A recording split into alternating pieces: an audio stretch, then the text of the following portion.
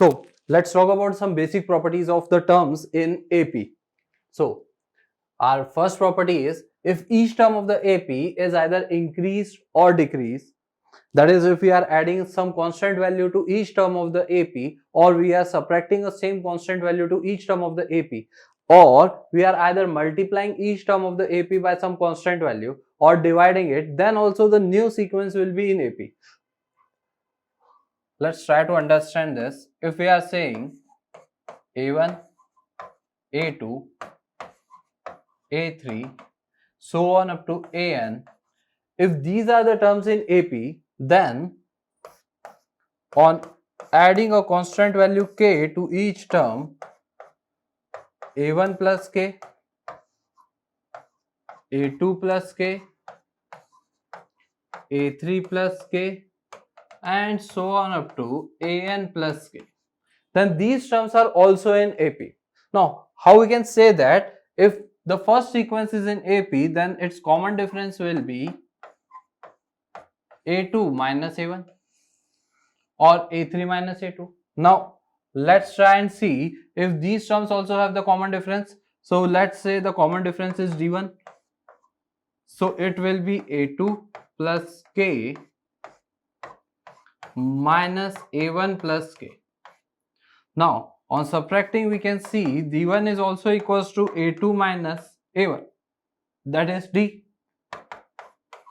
So, we can say if we are adding or subtracting the same quantity to each terms in an AP, then the resulting sequence is also AP, and moreover it will have the same common difference as the original AP. What changing here is, the only thing changing here is the first term, and we can say each term is added by a quantity k. So when we have to apply the formula for the nth term or the sum of n terms of the AP, then you need to take care that the first term is changing but the common difference is same.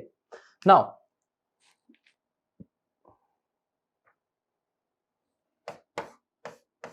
if we are multiplying each term of the AP, then what will happen?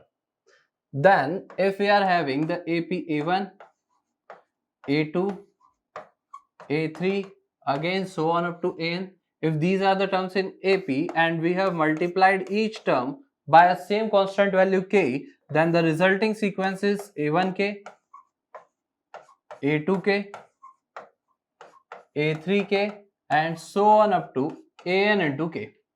Now, since this is an AP, so the common difference here is A2 minus A1. Now let's see what will be the common difference here. Let's say the common difference here is D2. It will be equals to A2k minus A1k. So D2 is equals to A2 minus A1. We are taking out k common from these two terms. So it is A2 minus A1 into k, and the value of A2 minus A1 is D. So D2 is k times of D. Now from this we can say that if we are multiplying each term of the AP by a constant value k, then the resulting sequence is also in AP. In this case, each term is getting multiplied by k, whereas the common difference is also getting multiplied by k. So the basic rule here is, if we are adding or subtracting the same quantity, then common difference remains the same, but if we are multiplying each term by a constant value, then the common difference becomes k times. Now let's solve a question.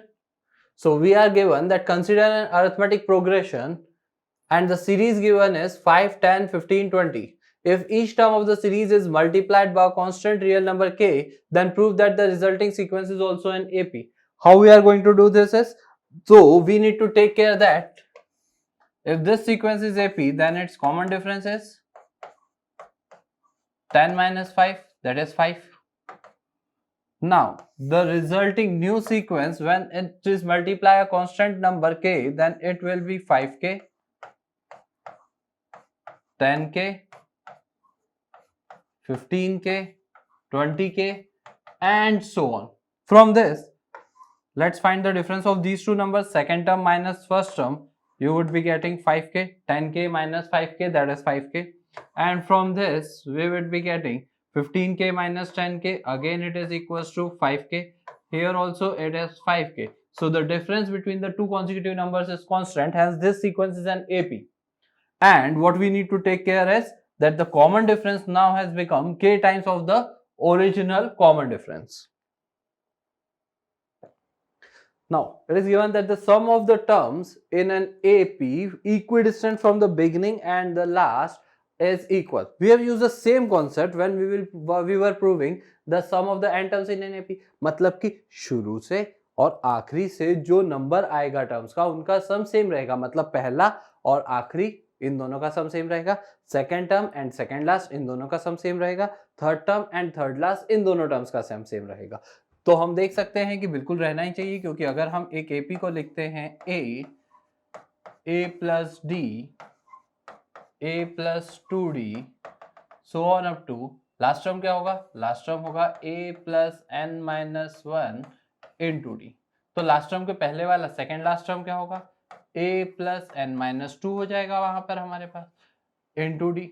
अब हम करके देख लेते हैं sir, हम first term और last term that is nth term को add करते हैं. तो a plus A it will be 2a plus n minus 1 into D.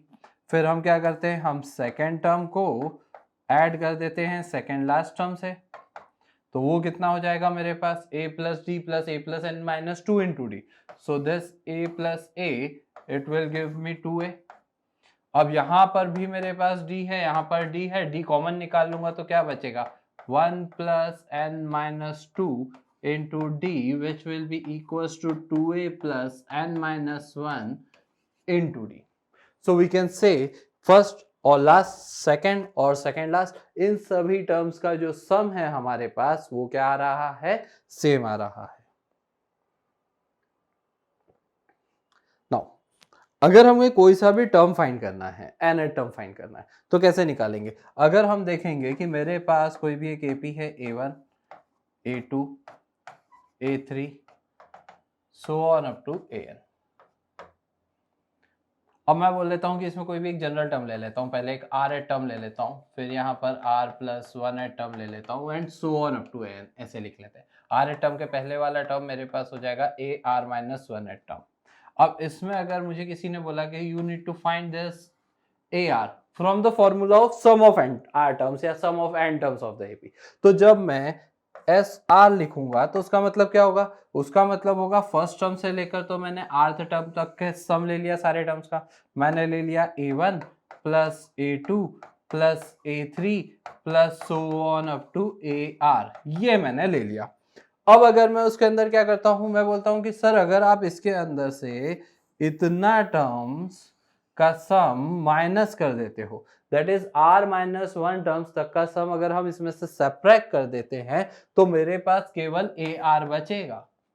तो SR माइनस 1 मेरे पास जो होगा वो हो जाएगा A1 plus A2 plus so on up to AR minus 1. तो अगर हम इसको देखेंगे तो SR में से जब मैं सम ऑफ r माइनस 1 टर्म्स को माइनस कर देता हूं तो मुझे कौन सा टर्म मिलता है, मुझे r टर्म मिल जाता है.